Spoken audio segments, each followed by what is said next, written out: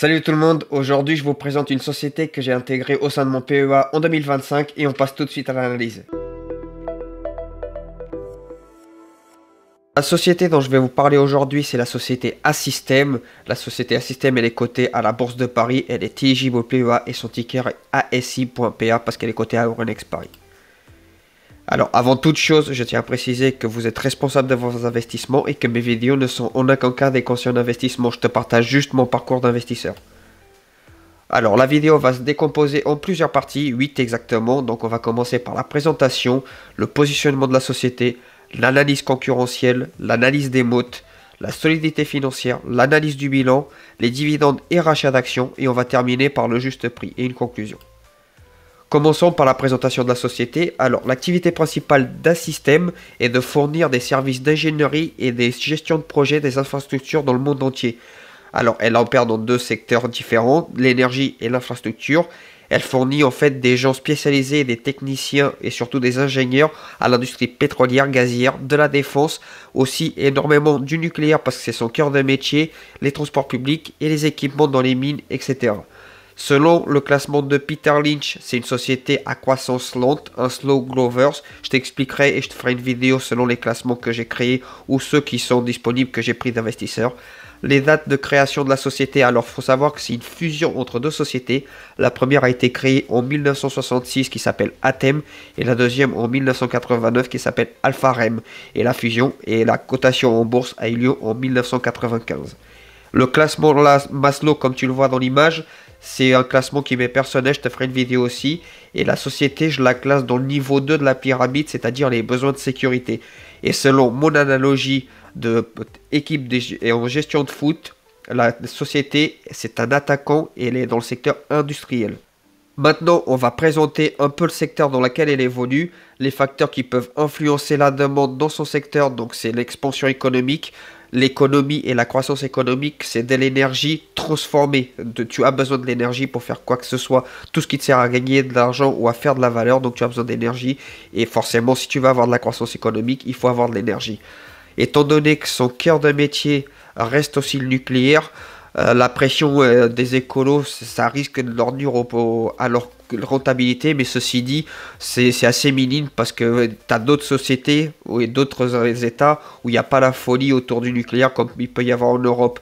Il n'y a qu'en Europe qu'on voit que les écolos ils sont anti-nucléaires, les autres ils tournent carrément au charbon et pourtant on les entend pas parler de ces industries-là, notamment par exemple en Chine ou dans d'autres pays. Enfin bref. Et la société, il y a la demande au niveau du secteur. Tu as aussi les investissements privés et publics qui peuvent avoir un rôle à jouer sur la demande et la croissance du secteur et aussi des sociétés. La taille du secteur, étant donné qu'il y en a plusieurs, c'est le secteur d'énergie. J'estime le secteur à plus de 500 milliards, que ce soit au niveau des ENR ou du nucléaire. Le poids de la société au niveau mondial, il faut savoir que c'est le numéro 3 au niveau de l'énergie nucléaire et de la conception de centrales nucléaires. Et la croissance attendue au sein de ce secteur, bon, l'information je l'ai trouvée sur Investing, mais c'est à prendre avec des pincettes. C'est une moyenne de croissance de 10% sur les 5 prochaines années. Mais une crise financière ou n'importe quel signe noir peut venir perturber cette croissance-là. Donc c'est des chiffres à prendre avec des pincettes parce que personne ne connaît le futur. La maturité du secteur, c'est un secteur qui est assez mature parce que l'énergie nucléaire, on la connaît depuis pas mal d'années et c'est surtout que c'est une croissance stable mais plutôt lente aux alentours des 5%. Mais ça reste un secteur avec un fort potentiel, notamment avec les énergies renouvelables. Et la cyclicité du secteur, ça c'est une classification personnelle aussi. J'estime que le secteur et la société est cyclique défensif. Même si je l'ai placé en tant qu'attaquant par rapport au secteur industriel dans lequel elle évolue, l'énergie en fait, lorsqu'il y a une crise, tu en auras toujours besoin. Donc techniquement, elle peut se comporter aussi comme un secteur défensif. Et les risques sectoriels que j'ai notés notamment, c'est la crise énergétique. S'il y a une crise énergétique et que la demande est de moins en moins importante parce que les gens, ils n'ont plus les moyens de payer l'électricité parce que c'est devenu trop cher ou autre. Sinon, tu as aussi les crises géopolitiques, les crises entre gouvernements par rapport aux politiques énergétiques peut affecter le secteur et les réglementations, étant donné que c'est un secteur qui demande énormément de réglementation et c'est un secteur où les hommes politiques veulent avoir la main dessus et c'est un gros pouvoir électoral, le secteur énergétique, parce que si tu as de l'énergie pas chère et que techniquement que tu es politique, tu peux faire influencer un vote si jamais tu as des mesures qui vont dans le sens de cette industrie-là et de ce secteur-là.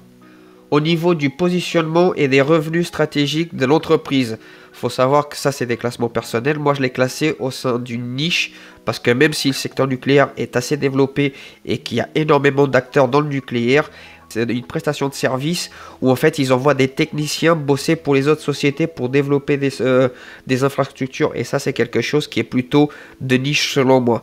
Ils ont aussi énormément d'innovation parce qu'ils ont tout un tas d'experts dans plein de domaines différents, donc ils peuvent innover peu importe le domaine, que ce soit dans les transports, dans l'énergie ou même dans la cybersécurité, la défense, etc. Vu qu'en fait ce qu'ils vendent c'est de l'expertise et de la propriété intellectuelle, ils ont aussi une expertise technique, ils peuvent innover aussi. Et la demande, elle est croissante selon moi, parce qu'en fait, si tu veux avoir de la croissance, comme je te l'ai dit tout à l'heure, il te faut de l'énergie. Et donc forcément, avec l'IA, l'expansion du numérique, etc., tu vas avoir une forte demande au niveau de l'énergie, surtout pour les data centers, etc. Et la société répond aussi également à un besoin presque primaire pour les êtres humains, à savoir le besoin d'énergie pour chauffer, pour se déplacer, etc.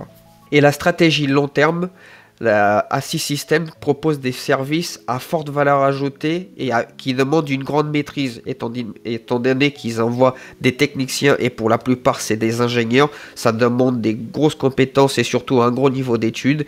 Et vu qu'ils sont placés dans plusieurs secteurs indispensables aux humains, ils peuvent avoir une très forte demande dans les années à venir.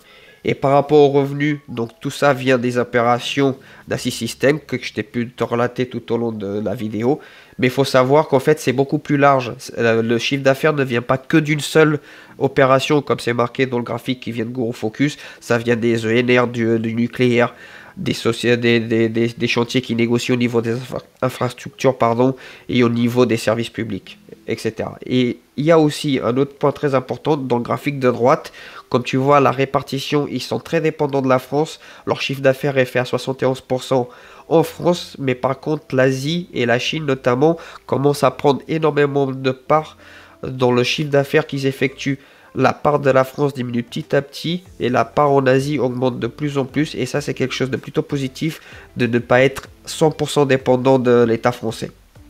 Au niveau du positionnement, mais par contre au niveau des facteurs de croissance et de dépendance, étant donné qu'ils externalisent la vente de la R&D, donc la propriété intellectuelle, ça c'est un très bon point. Par contre, étant donné qu'ils n'ont pas de grosses machines à vendre, etc., ils sont dépendants de beaucoup de dépenses marketing. Il faut qu'ils mettent en avant leur capacité et surtout leur innovation et leur expertise pour pouvoir gagner des chantiers et pour pouvoir gagner des parts de marché et surtout avoir d'autres chiffres, augmenter leur chiffre d'affaires.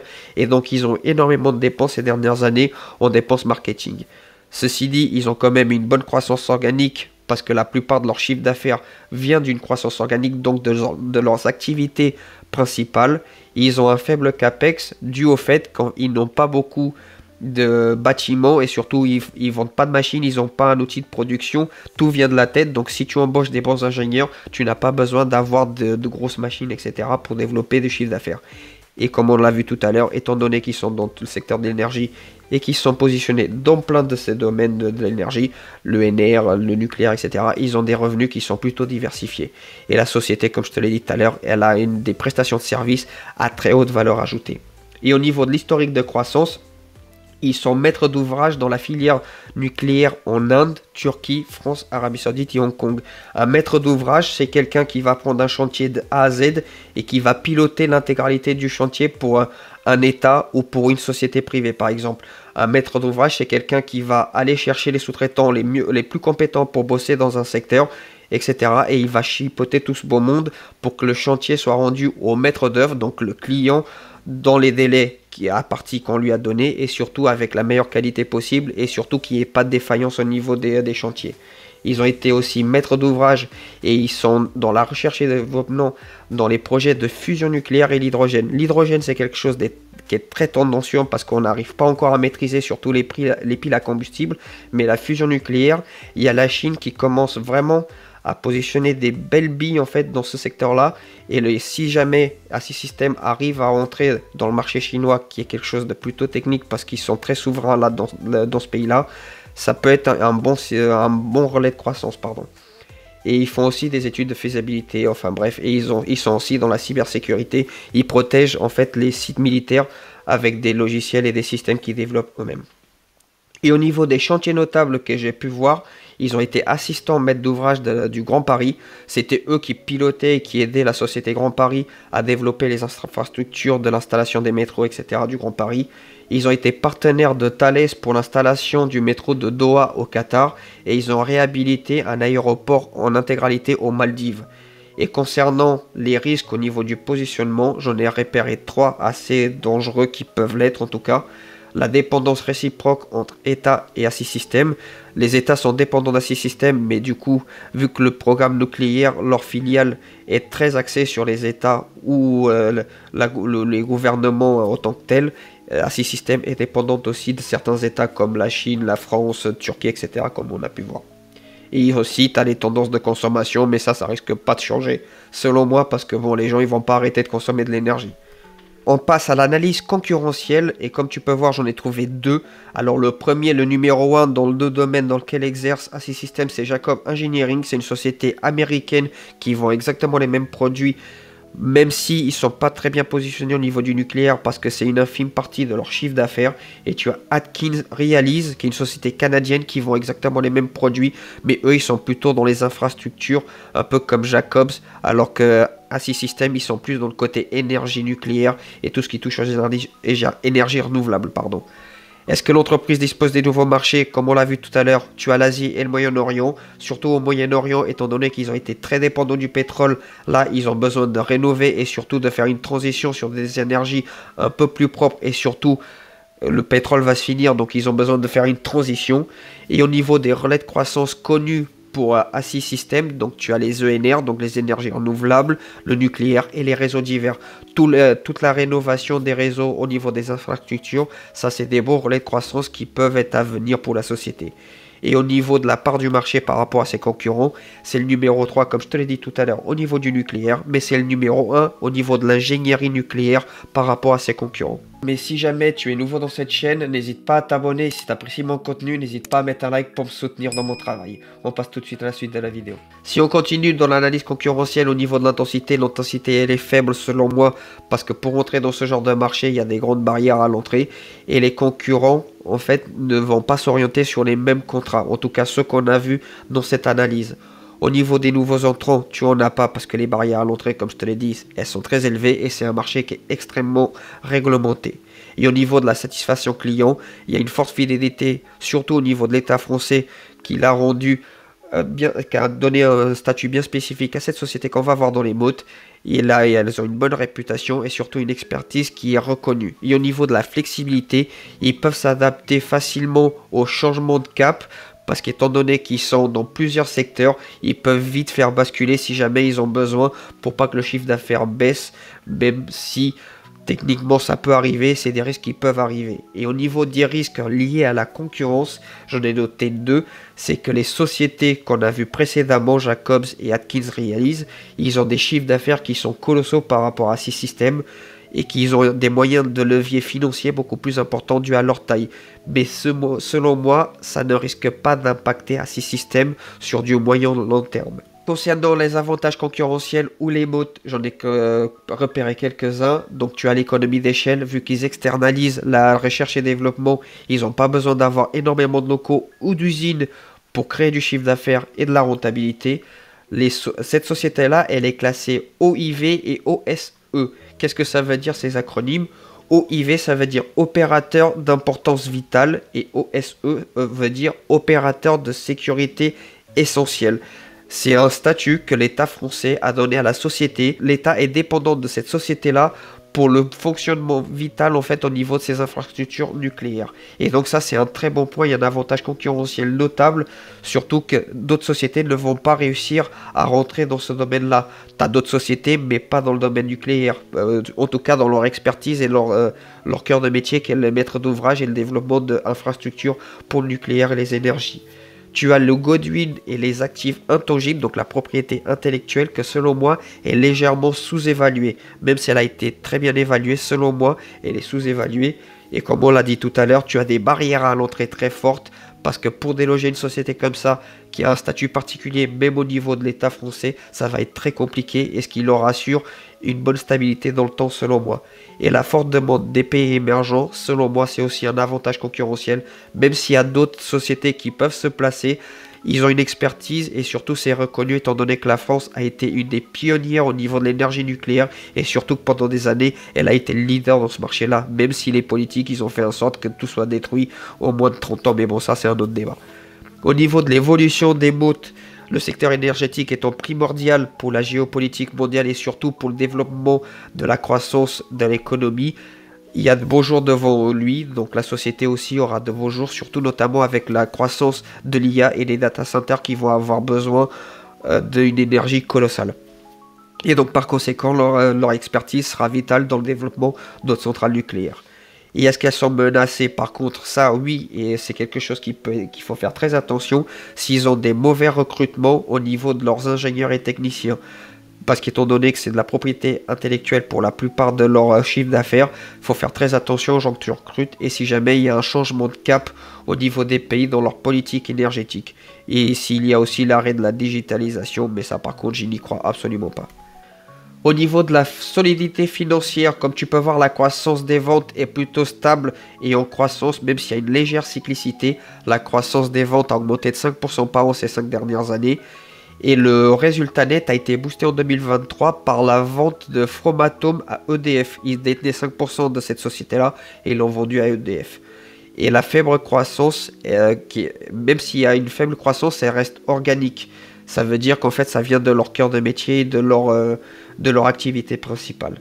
Et concernant la croissance de la trésorerie, alors le free cash flow, donc les flux de trésorerie disponibles, sont plutôt cycliques, mais attention, c'est pas parce que les free cash flow sont cycliques que c'est mauvais pour une société, parce que la société est très peu endettée, on va le voir dans le bilan, et une société qui se sert de free cash flow pour financer sa croissance et donc réduire la dette et surtout ne pas s'endetter, tu vas pas payer de charges d'intérêt et ça va pas te coûter de l'argent. C'est à ça que ça sert le free cash flow, ça sert à rien d'accumuler une montagne de cash si tu t'en sers pas juste pour faire joli dans ton compte en banque pour appâter les investisseurs qui rêvent d'avoir des sociétés, de voir le free cash flow augmenter chaque année. Par contre, il y a quelque chose qu'il faut surveiller au niveau de la trésorerie, c'est que le free cash flow opérationnel, donc les flux de trésorerie qui viennent des opérations, sont inférieurs aux résultats nets. Et ça induit à une fausse croissance des résultats qui a été boostée par les cessions qu'on a vues juste avant, comme par exemple Framatome. Au niveau de la solidité, mais des marges et des ratios, la croissance des marges est plutôt jolie, mais par contre, comme on a pu voir, ça a été boosté par les scissions et par les ventes d'actifs qu'ils ont fait. Donc la croissance et les marges, même si elles sont très bonnes, il faut faire attention parce que ça a été boosté, ça a été boosté par une fausse croissance et les ratios de leur rentabilité, ils sont tous au vert, mais par contre, comme les marges, en fait, ils ont été boostés par les scissions qu'ils ont pu faire ces dernières années.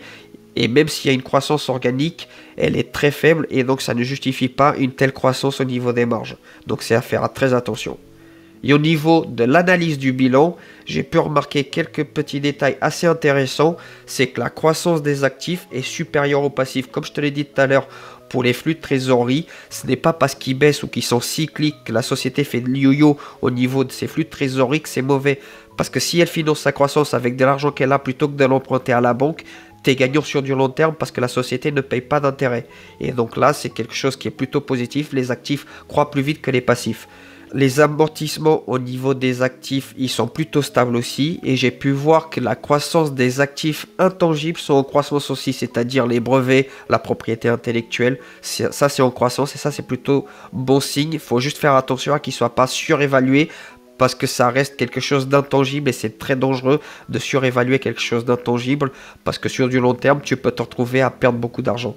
Et la croissance des bénéfices non répartis en 2023, il a atteint 102 millions d'euros et ils sont en croissance. Ça veut dire que la société, plutôt que d'utiliser tout son résultat net ou ses bénéfices pour se les verser au dictionnaire ou racheter des actions, ils les ont accumulés autant que capitaux propres et ça c'est quelque chose de très intéressant parce que la société prévoit de la croissance pour l'avenir, même si elle ne sait pas quoi faire avec les bénéfices, elle a préféré les mettre en réserve. Et les liquidités, elles sont aussi en croissance. Comme tu peux voir aussi, les capitaux propres, enfin la dette ne représente que 20% des capitaux propres et la société peut largement rembourser ses passifs à court terme avec les actifs à court terme, le current ratio notamment, même si moi je préfère avoir des sociétés qui ont un ratio de 1,5 et plus. Mais bon, ça reste quelque chose de très correct si tu rembourses l'intégralité de tes passifs avec les actifs court terme aussi. Et le bilan, il est plutôt simple malgré quelques petits défauts. Concernant les dividendes, on approche de la fin de cette vidéo. Le rachat d'actions, attention, faut faire très attention parce que même si les actions ont baissé et ça semble avoir un bon retour vers l'actionnaire, c'est un faux retour vers l'actionnaire parce qu'en 2024, tu as eu 2 plans de AGA de 985 000 actions. AGA, ça veut dire attribution gratuite d'actions. C'est-à-dire qu'en fait, ils ont dû racheter des actions pour ne pas qu'on voit la dilution en fait de cette émission d'actions qu'ils ont distribuée gratuitement. Donc c'est un faux retour pour l'actionnaire. Ils ont racheté des actions pour pouvoir camoufler un tout petit peu la dilution des actionnaires. Et concernant le dividende, comme tu peux voir, il rince, mais comme il faut. 28%, par contre, faut pas rêver les mecs. Hein. Jamais ça va tenir dans le temps. Hein. La société va faire une coupure de dividende, je suis quasiment certain, l'année qui vient, parce que c'est intenable, surtout que le taux de distribution, il est à 136%. C'est intenable. Et ils ont dû juste vouloir se gaver, entre guillemets, les dirigeants avec la vente de Framatome. C'est pour ça que tu as eu un gros rendement, mais ce rendement il est intenable sur du long terme, donc c'est à faire très attention. C'est pas parce que tu as un gros rendement en 2023 que ça va continuer comme ça, et surtout à ce niveau là c'est impossible à tenir, même si c'est alléchant, mais c'est pas pour ça que j'ai choisi cette société.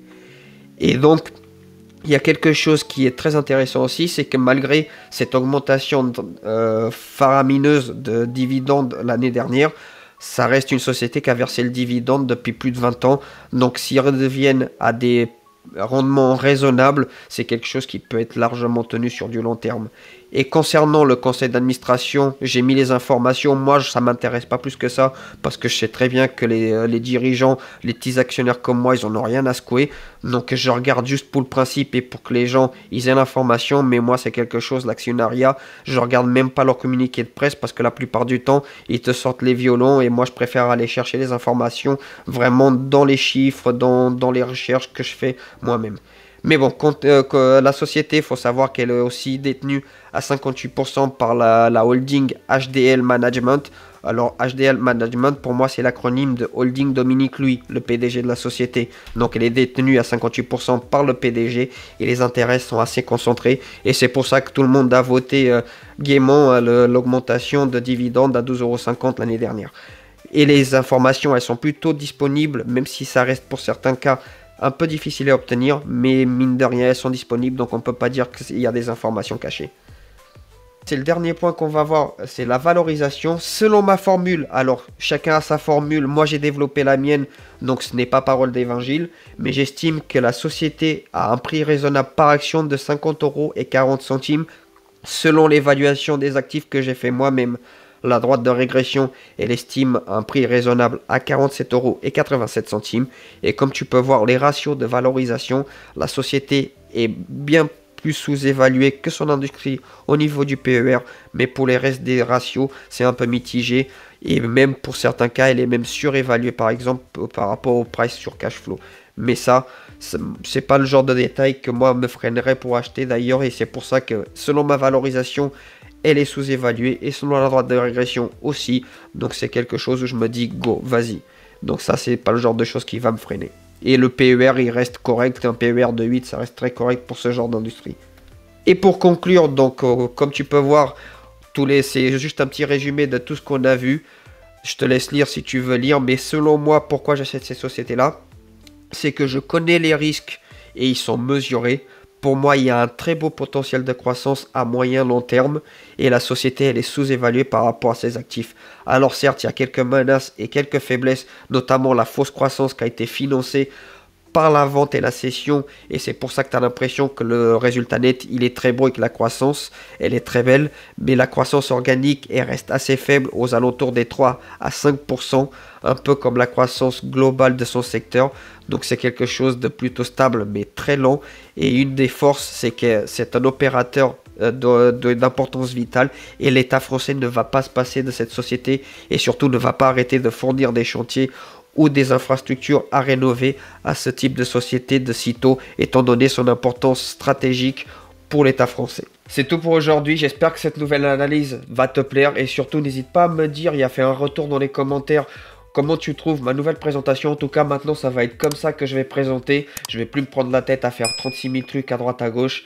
J'espère que ça t'a plu, surtout dis-moi ce que tu en penses de cette société et moi de toute façon moi j'estime que c'est une bonne société et donc c'est pour ça que je l'ai intégré. Mais attention, mes vidéos ne sont pas des conseils d'investissement, tu dois faire tes propres recherches.